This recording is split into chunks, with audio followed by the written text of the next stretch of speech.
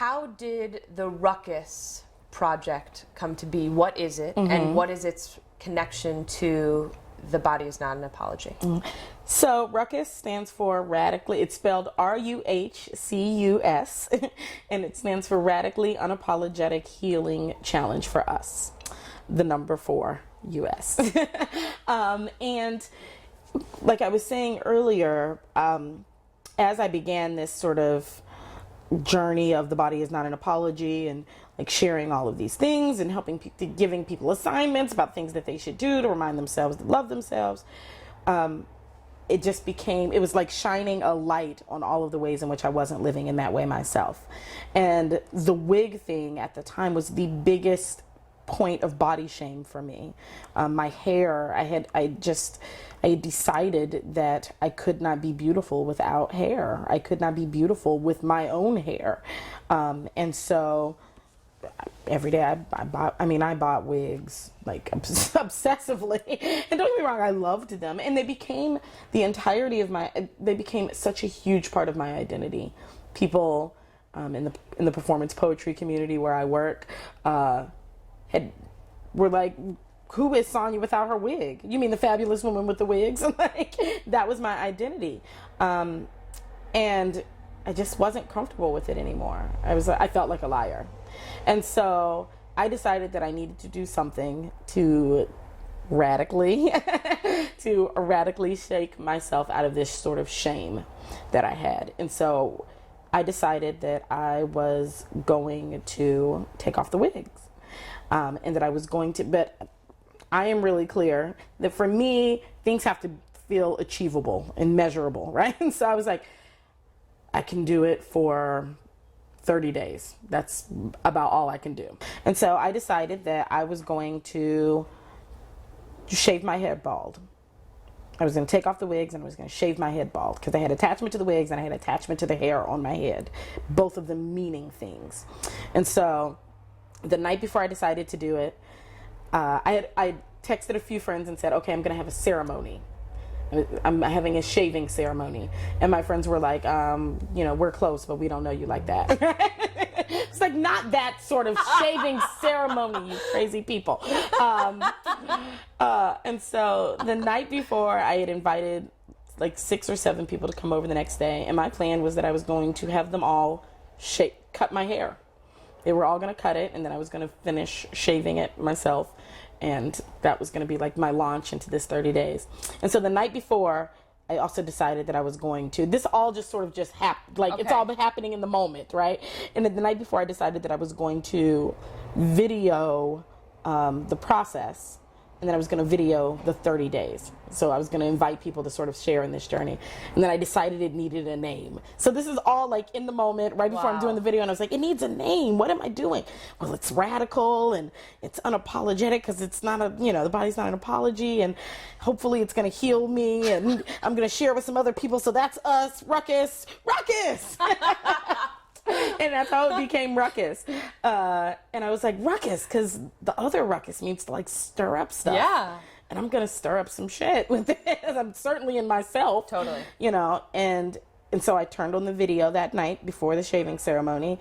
And I was like, okay, guys, I'm about to do something really crazy. And I'm terrified, but it's called a Ruckus project. And I'm going to shave off my head. And for 30 days, I'm going to be in the world. And for tonight, the first thing that I'm going to do is I'm going to take off my scarf and actually show my hair, which I had never done. For maybe 7 people in the world had seen me without my hair, without a scarf or a wig on. And I posted it, and then people like started following it, and people were, again, it was just this thing where obviously, because I was willing to put it out there, the world responded by willing to be engaged in it. Yeah. And then people started saying, I want to do a ruckus. And I was like, and so then I just started thinking about, the format of it. And I was like, well, it's anybody can choose to get free of shame or pain or trauma or fear in their lives. And really, it's just about sort of stepping into that which you are most afraid of. Yeah. And then seeing what happens. And so I started actually like developing what does a ruckus look like for for other people and for the world at large. And then that's sort of how it was born. And now people around the country are doing ruckus projects, and I'm facilitating workshops on them, and it's amazing. Yeah, it's kind of crazy. What's so funny is that I watched the videos when you first put them out, because you were posting stuff on Facebook. Yeah. And I mean, you're saying like it all came to you in the moment. I was like, oh, she's planned all this out.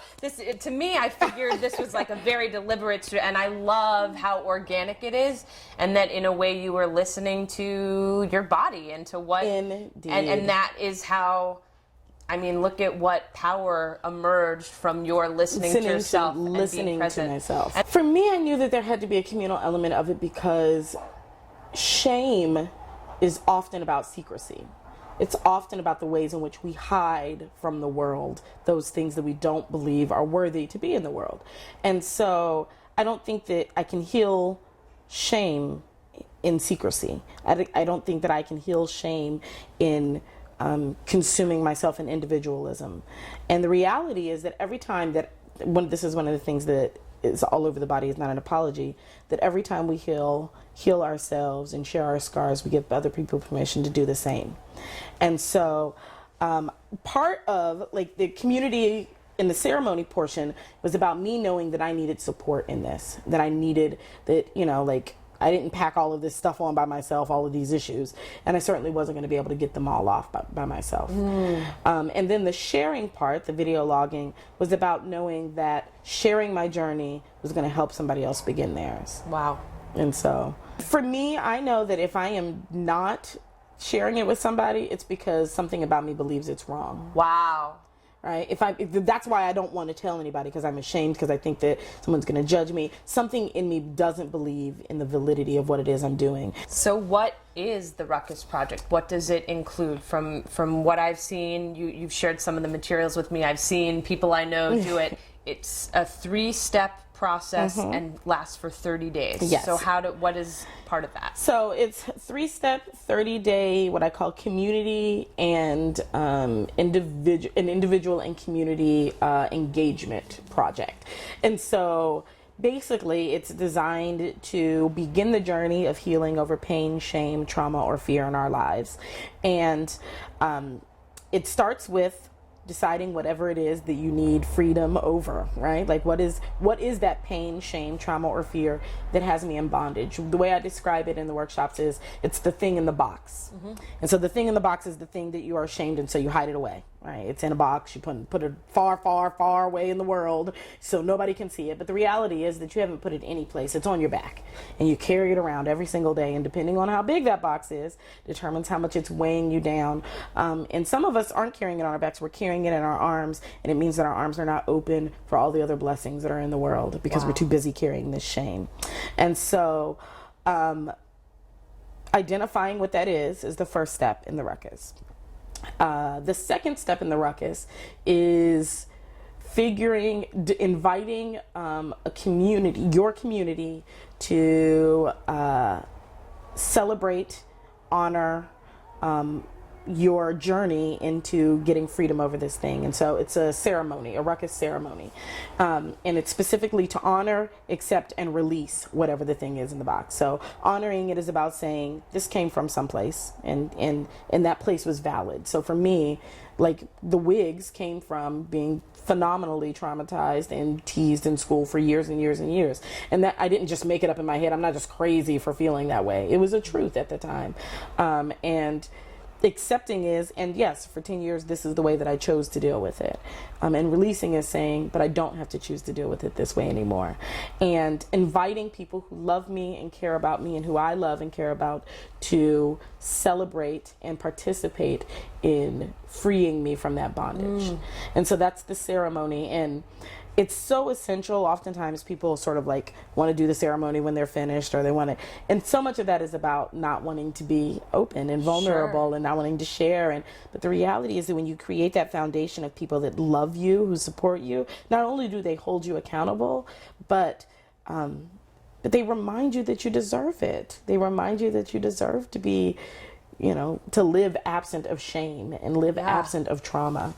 And so it's such an essential part as the second part. And then the third part is to live 30 days in whatever it looks like to be free of that. And there's a ruckus worksheet that'll help you walk through, like, what does it look like if I decided to get rid of this? What are the things that I do that indicate that it is very much a part of my everyday life? And so you live 30 days trying to actively do the opposite of whatever it is that you've been doing that's kept you in bondage. And the third part is also about the community engagement. So that's when, however it is that you can share this process with other people in the world so that they too can see that it is possible doing that. So for me, it was video blogs. For other people, it's been video blogs. For some people, it's blogging. I am still expanding the ways in which people can do. I'm interested in people telling me the ways in which they can share in community what it is that the process is. And so you do that for 30 days. And at the end of your 30 days, you have completed a ruckus project. I make no guarantees that you will be free of anything. However, I do guarantee that you will have some insight that you didn't have when you started. For me, at the end of 30 days, I was free of my hair shame. And have you worn a wig since? I put on a wig for the first time last Saturday for a performance about ruckus and removing the wig. So in the middle of the show, I snatch off the wig. So it's the first time that I put on a wig since July 4th when I did my first ruckus. And 10 years you were wearing them. And for a decade I wore them. Wow. Yeah. Can you give some examples of other people's ruckus projects? Sure. So people have been using them for all sorts of things. One of the first people to do one early on is a woman named Confidence, and I don't mind saying, I love that her name is Confidence. And her ruckus was about how she felt obligated to sort of present as this super strong woman in the world. And so consequently, as a result of taking on that role, she had never allowed herself to grieve any of the traumas that had happened in her life. And so she decided that her 30 days were going to be about freeing herself to be vulnerable and grieve the things that she had never grieved. I've had multiple people do them around substance abuse or alcoholism, and like wanting to begin the process of getting free from that and incorporating some other traditional aspects of dealing with addiction along with doing a ruckus.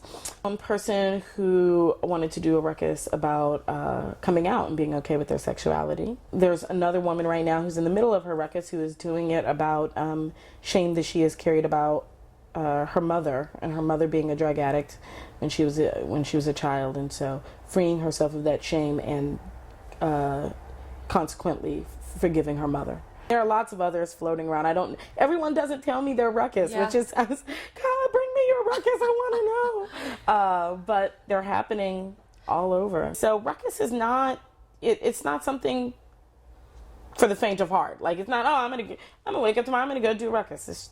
Because the reality is that what you're choosing to do is face something that you have been holding as fear for likely for the entirety of your life, maybe, you know? And so that's not anything to step into lightly. And so there have been a lot of people who have started ruckuses and not finished them, you know? Because it's scary, it's hard, and it's terrifying, and it takes work, you know? And so one of the things that I do in the ruckus workshops that I've been facilitating is, what would it look like to even begin the process of imagining being free of whatever that is? Some people, whatever that is pushed so far back, so deep down in that box, they don't even know what it is anymore. And so I have a workshop called Where'd I Put That Box? And it's all about uncovering. How do you uncover the hurt so that you can even begin to heal from it? Wow. You know, we always hear things about, recessed memories and things like that. And it's because our ability to function in the world sometimes requires us to tuck something so deep down so that we can actually continue to move through the world. But the reality is that it spills out. It's showing up in our lives, even if we don't recognize it. And so how do you begin to excavate that so that you can remove it?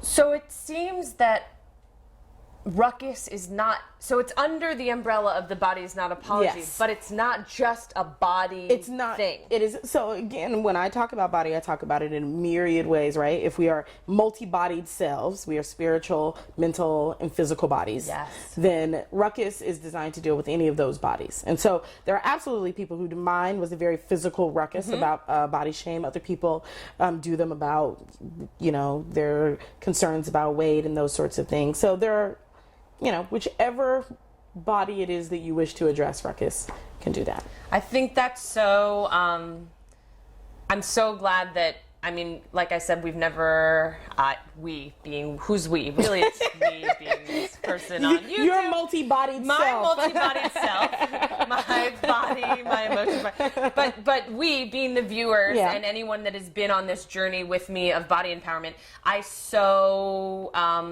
often forget to talk about the fact that the body is multi-layered. Yeah, and totally. so I love that Ruckus addresses that your body is a spiritual body, that your body is mental, emotional, and physical. Yes. And it is the well-being, wholeness, not H, W-H-O-L, right? Yes. That wholeness of self. And so I love how you are addressing that.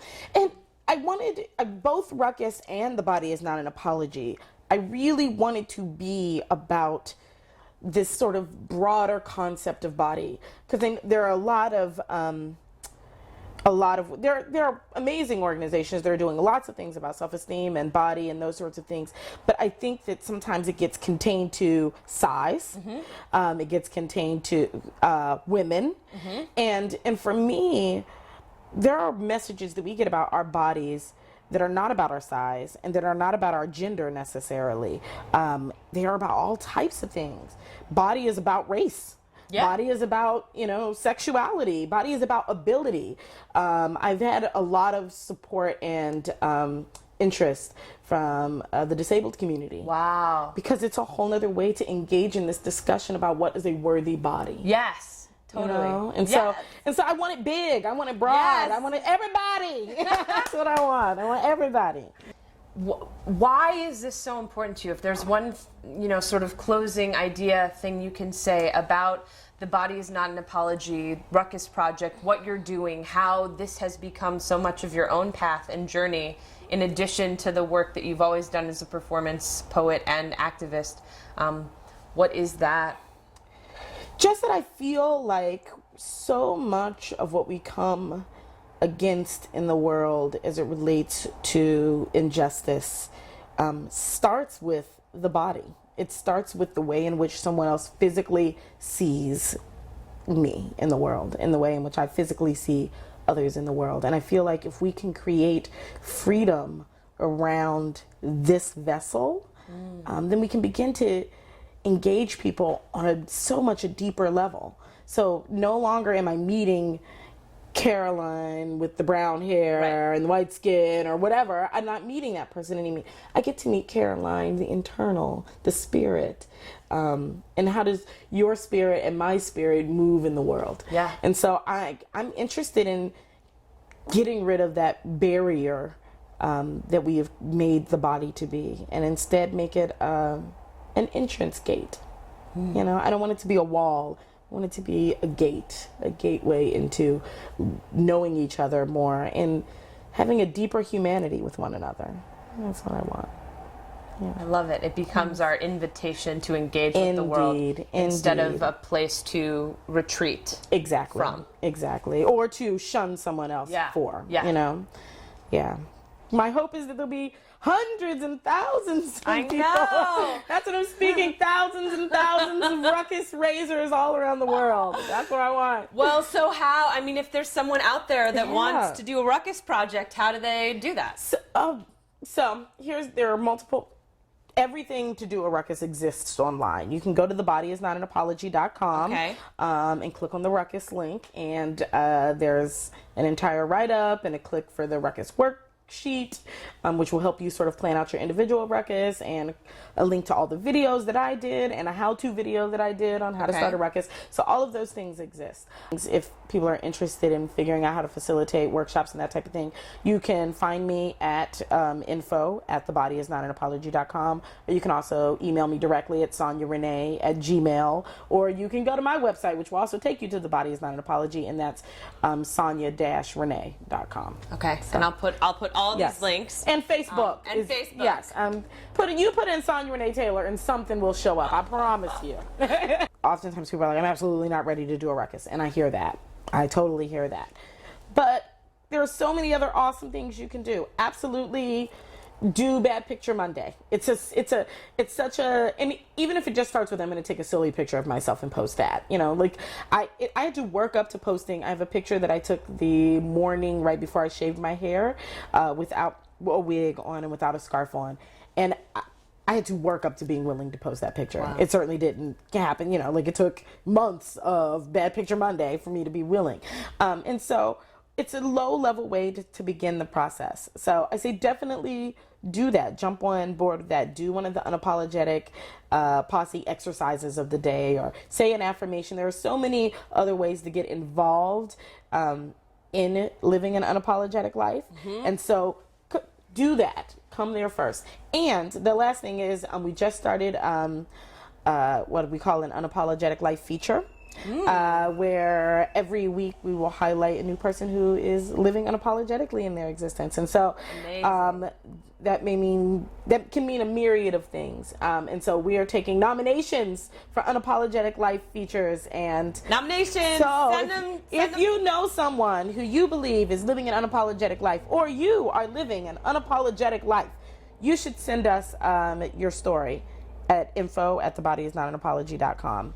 And who knows, your lovely face and interview may end up on the Body Is Not an Apology website. So cool. Yeah. Thank you so much for being here. Thank you. And for sharing your story, for being the first guest ever on Body Empowerment. Oh my God. I love it. I love it too. And it's just, you move so many people with your art, with your words, with your being, with everything and that you are and have ever done. And so this next step and chapter of the work with The Body Is Not an Apology and the Ruckus Project and all the levels and layers of this movement it's so profound, and I'm just so grateful that you are sharing it. And as a member of the poetry community in which we both work, you know, it's amazing that you are sharing it within that community, but I'm so thrilled that it is moving beyond that. Like you said, there are hundreds and hundreds of people involved that you don't even know who they are. And so I hope that we can help spread the word, because it is exactly what we all need. As we heal ourselves, we allow ourselves to heal each other, and to not harm each other, and not harm ourselves, because hurt people, right? And so as soon as we get unhurt, we can stop hurting others. And when we heal, we give other people permission to do the same. And so I want to thank you for having been doing this work long before it ever even crossed my mind, and really, you know, and for continuing to be unapologetically yourself and encouraging other people in the world to do the same, and for giving me the platform to talk about this. I thank you so much. Thank you, and thank you for being with us. I'll post all these links in the description of the video and throughout, and if you have questions, she is available. Super available. So thank you so much. I'm gonna give you a hug. Yay! Thank you. Okay.